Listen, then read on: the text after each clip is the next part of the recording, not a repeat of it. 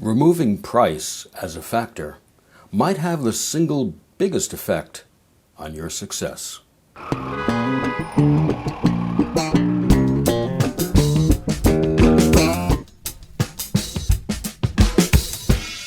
Any seasoned marketer and business person knows that the price that you attach to your product or service can have an equal or greater impact on the success or failure your product has in the marketplace. Consumer purchasing decisions are often made by the following items in no particular order: brand loyalty, availability, quality, need and/or desire, and price. I'm sure there are other things we could come up with for that list as well, and a few of them that could even be eliminated, as we might discuss later. But whatever the list of purchasing decisions are, they can vary between products, consumers, and even between one shopping trip and the next with the same consumer.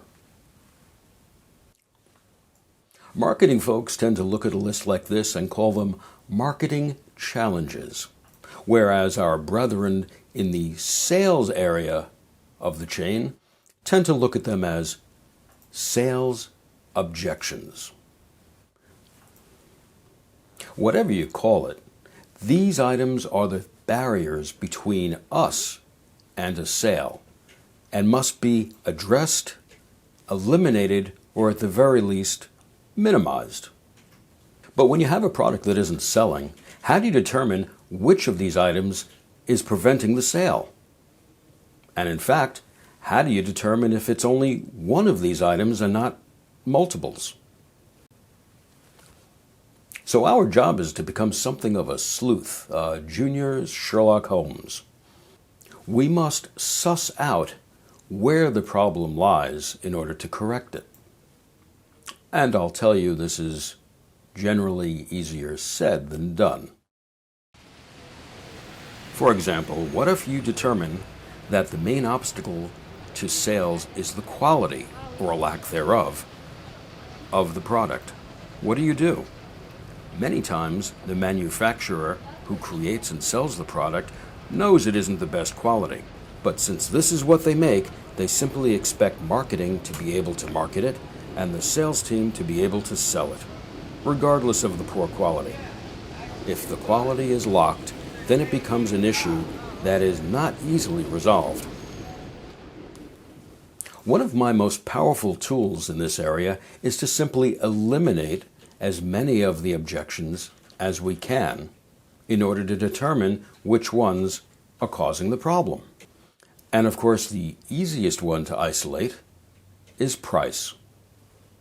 In fact, price is usually the only one we have immediate and full control over, as most of the other items are controlled by others or multiple other people. And in cases where we're working with a brand new product, things like brand loyalty isn't an issue, as there certainly isn't any brand loyalty. And if it's the first time a consumer is buying a product, they have no pre-knowledge of quality or expectation. So that also gets eliminated. So with a brand new product, this leaves us with the consumer's desire or need for your product and the price. And hopefully, before you go to the trouble of bringing something to market, some due diligence and research has been done to determine that there actually is a need and/or want of the product. So that brings us back to price, and we have to ask ourselves, is that price holding back the sales? Does a consumer look at that product, see that price, and think, maybe after payday, or worse yet, that's just too much? My solution, which I've done with both my own products and client products, is to eliminate price as a factor. In fact, I regularly suggest that a product being first introduced into the market be introduced at the lowest possible price. By doing this, we instantly remove sticker shock from the equation. And we get to see how the product does when price is literally no object. And by the way, when we say price is no object, you do realize that's a shorthand for objection. So we're back to the old sales objection. When we do this, we're also addressing and eliminating that other pesky thing consumers say about a product. Good for the price. To have a product that sells well, we need to have one that falls on the good side of the good for the price scale, right? That includes comments like great for the price or a steal at that price, because we know items that people say those comments about sell tons. Let's face it, most products fall somewhere in the it's okay for the price category or you get what you pay for. And of course, what we don't want is people calling your product overpriced or saying things like, should be a lot better for what they charge. We all know that by bringing a product's price high enough, we can certainly eliminate any and all interest in anyone buying it. But the corollary is also true, that by bringing a price low enough, we can probably even sell used socks. So by virtually eliminating price, we get to eliminate that as a factor and then determine what is the next limiting factor that we need to address.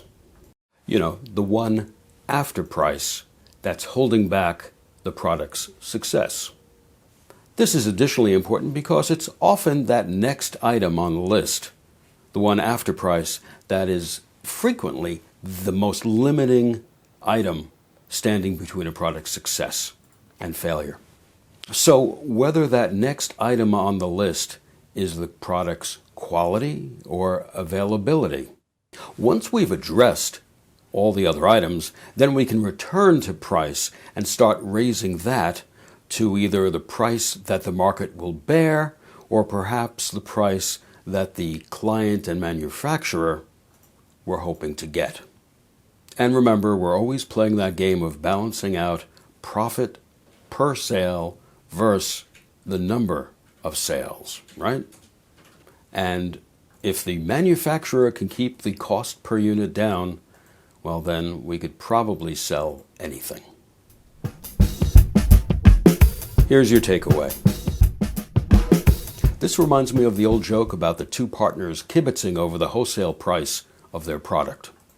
The first one says to his partner, "Hey Stan, I just made a deal to sell 10,000 widgets for 25 cents each." His partner looks at him and says, 25 cents each? But they cost us 30 cents each to make. To which his partner replies, "Stan, stop worrying so much. With these kinds of sales, we'll make up the deficit in volume." Okay, think about that a bit.